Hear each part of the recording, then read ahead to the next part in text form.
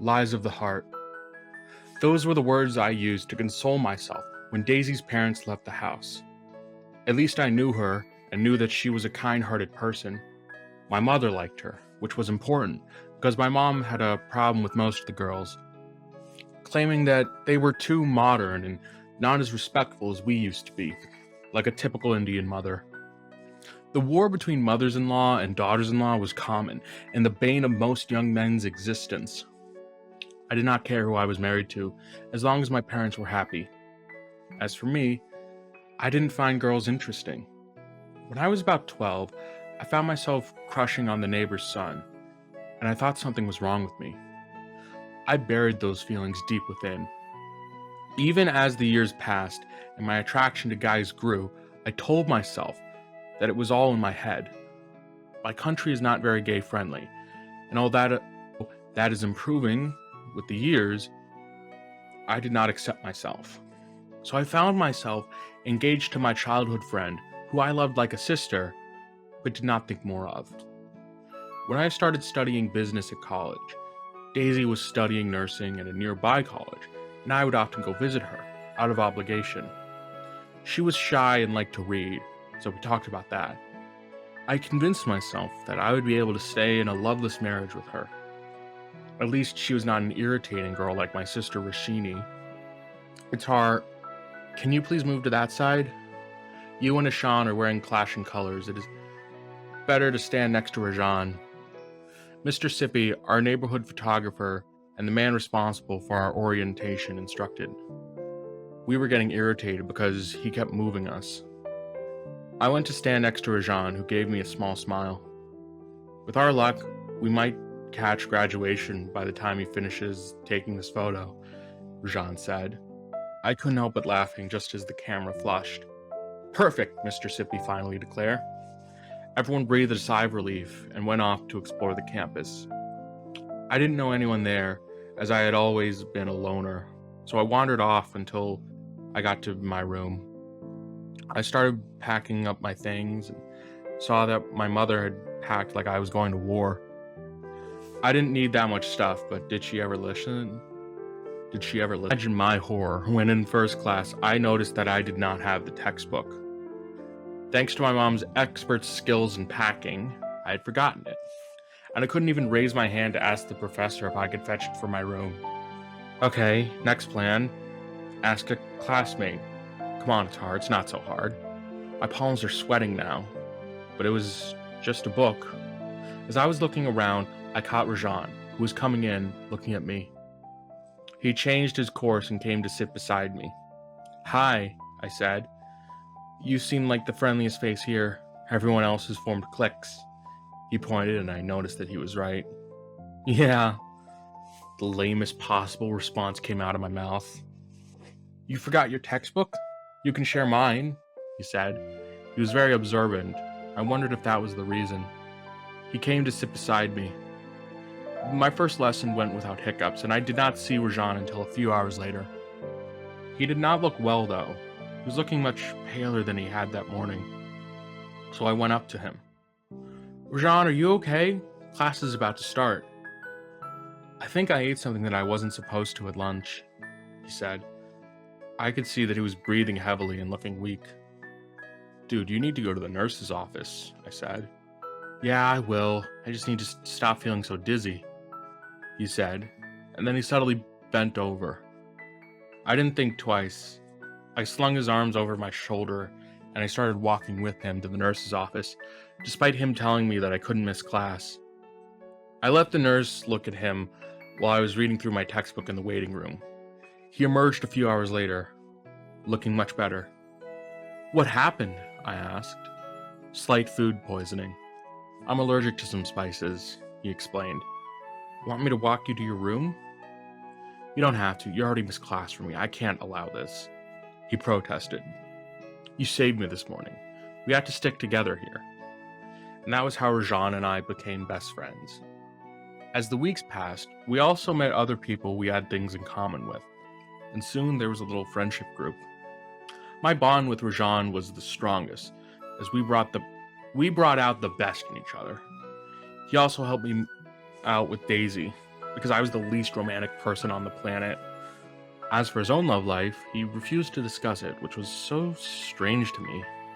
He did confide to me one time that there was an ex in his past who hurt him. "You are such a great guy and romantic too. Sometimes I don't understand women," I said as I drank some beer. It was Friday after class, and we were having some drinks before heading to a party. The parties here started late and ended late.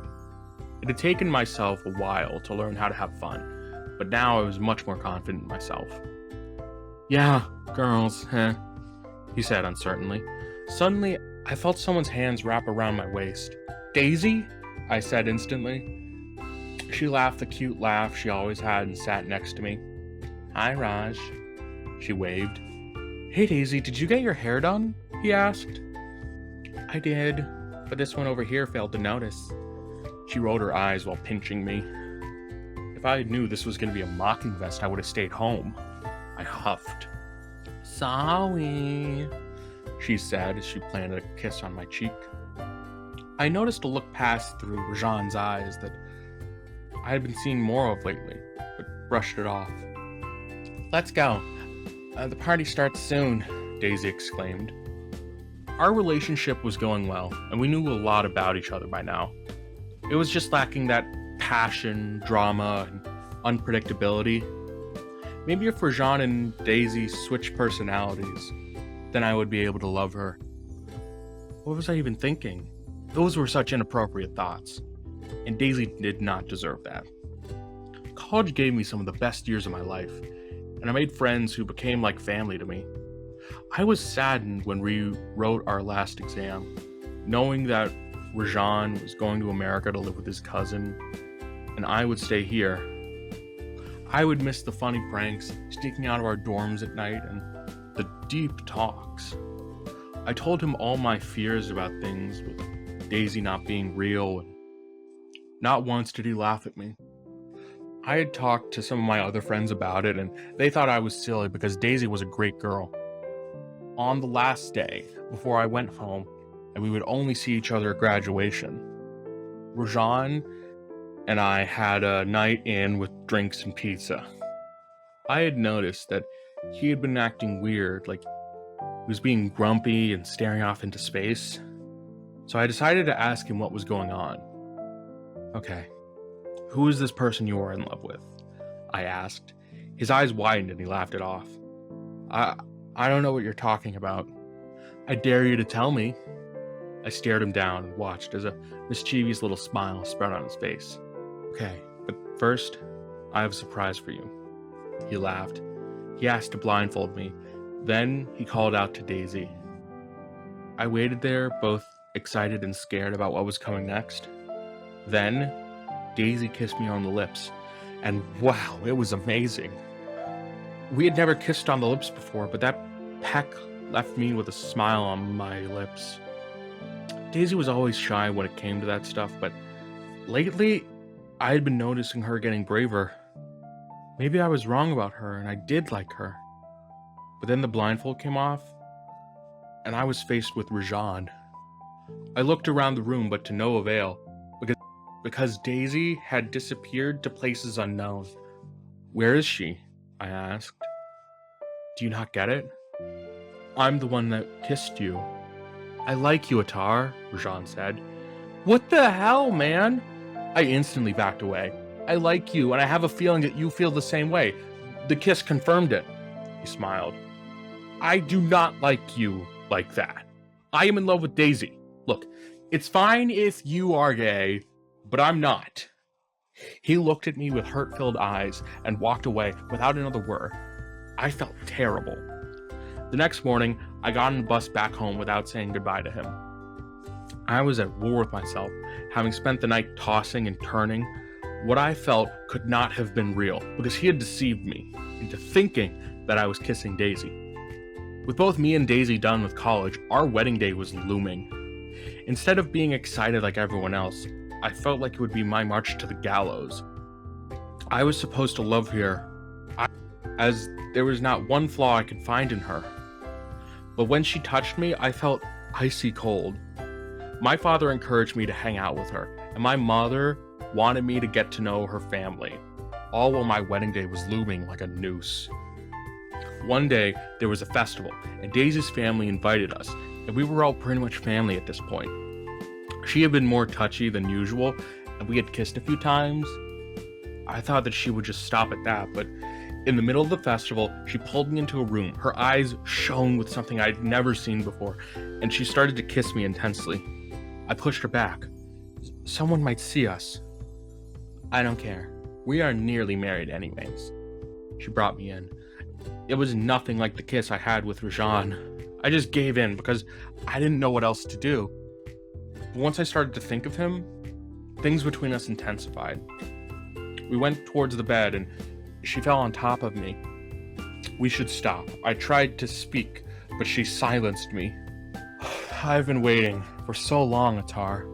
I cannot wait to be your wife. We can just do it right now, and no one will know.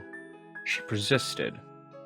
I snapped out of it, slipped out from under her, and backed away. I couldn't do it anymore. Her touch was as cold as ice, and her kisses passionless. Ittar, I'm sorry if I took it too far. She apologized. I cannot do this. I'm sorry. I just got a bit carried away. We can wait, she said, her eyes starting to fill up with tears. I couldn't even look at it. Daisy, I cannot marry you. I don't love you. I confessed. Ittar. She said my name like the life had been knocked out of her. I cannot lie to you anymore. I love someone else. Who is it? Pinky? Shanti? One of those girls you hang out with? Her voice was so soft, and she didn't even look at me, which made me so sad. I broke down and broke out in sobs that I couldn't control. All I could say was that I was sorry. Carrying my secret for so many years had been chewing at my soul. She didn't say anything. She just came and hugged me. You can tell me anything, she said. I am in love with Rajan. John? But he is your friend. How? I have been gay my whole life. I tried to hide it, but I fell in love with Rajan. I tried to hide away from the truth, but I cannot do it anymore. I am so sorry for hurting you, Daisy. Wow, I didn't know that you were suffering for so long. Remember that we're childhood friends and we cannot keep secrets. She smiled sadly. What will we do now? It's up to you, but I will support you. I do not think I can marry you. It would not feel right, she said.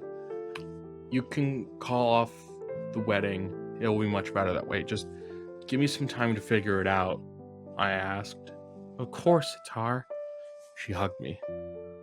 That night, I typed and erased a message to Rajan to tell him how I felt, but I couldn't send it. And then, to make matters worse, he sent a message to our group that the day of graduation would be his last day in India. He was going to go to America that night. I planned to let him know everything as soon as I saw him. Graduation went by so fast, and my parents were all over, forcing me to take pictures, so I didn't see him. After graduation, I went to the party and sent him a message asking him to see him. I didn't see him anywhere though, and I believed that he had already left. I got myself a drink and hung around miserably, lamenting over my failure to tell him my feelings before he was gone. I hoped that one day we would meet again. You would give Rohit a run for his money with the way you're drinking, someone said. I looked up and my heart felt like electricity had gone through it when I saw him standing there. I screamed and brought him in for a hug. I missed you. I thought you'd left. Not without seeing you. I need to apologize for the last time. No, please don't apologize. Can we please get out of here? I asked. We went away from the noise and leaned against the wall outside. I can't believe college is over. It feels like yesterday, he said fondly. When did you know you loved me? I asked. In the first year. I'm so sorry again. I know you love Daisy. Daisy and I broke up, okay? I love someone else. Oh. Who? He asked. I took out my wallet and pointed. Mr. Sippy took the picture Just a few seconds before graduation, I said, pointing to him, standing beside me with a goofy grin on his face. He laughed at my reference to the joke he made 4 years ago. What is wrong with you? You're so random. And you still have the photo? And you love me for it. I love you so much, Rajan. And I'm so sad that you are leaving. Well, then, have one final dance with me. And so I did. We danced like no one was watching, laughing and crying the whole way. Most of the people thought that we were very drunk, but we didn't care, because those moments felt like an eternity. I poured all the love I had been harboring for so many years. Then, he looked at me with a sad expression on his face. My taxi to the airport is here. And so I walked him outside while no one was watching.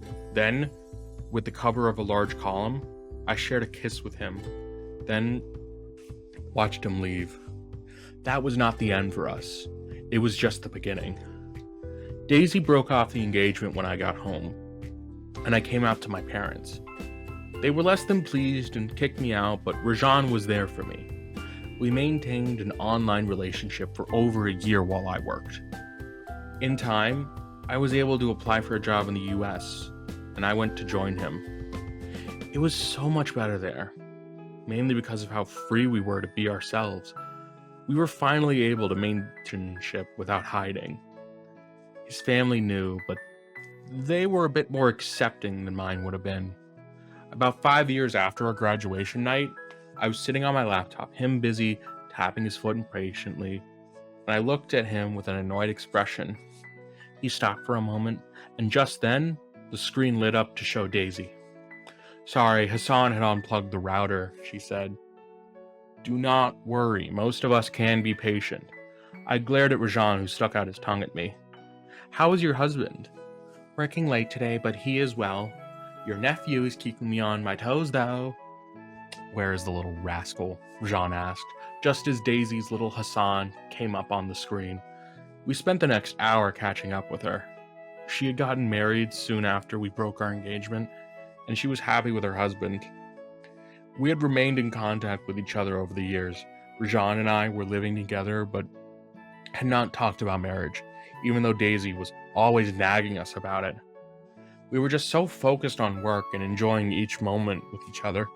But marriage was probably going to happen one day. I marveled at how lucky I was to have him in my life, and how close I was to having a miserable life. It wouldn't have only ruined my life, but Daisy's too. Summary. Ittar is a young man in India who has a problem forming romantic connections. He finds himself attracted to guys but can't accept it. This lends him to letting his parents arrange a marriage between him and Daisy, his childhood friend. On his first day of studying business in college, he meets a guy named Rajan while they're taking a photo. The same guy helps him out in class the next day when he forgets to pack his textbook. A few hours later, Rajan is sick from some mild food poisoning, and Ittar skips class to help him out, and from that day on, they are inseparable. In their final year, Rajan deceives Ittar, which leads to them kissing, and Ittar liking it. They have a fight over that, and Ittar goes home confused. When Daisy tries to consummate their marriage before their wedding, Ittar cannot do it, and ends up confessing to her that he loves Rajan, and she supports him. He confesses his feelings to Rajan and their graduation party, and they kiss before Rajan goes to America. Ittar tells his parents that he is gay, and they disown him. He ends up moving to America with his boyfriend Rajan, and Daisy marries someone else. A very peculiar love story, but so cute as well. At least now Rajan and Ittar are free to love each other, because love always finds a way. Please do not forget to like, comment, and subscribe. See you next time. The end. Thanks for watching. Consider subscribing to become a part of our Rainbow Force. And stay wholesome.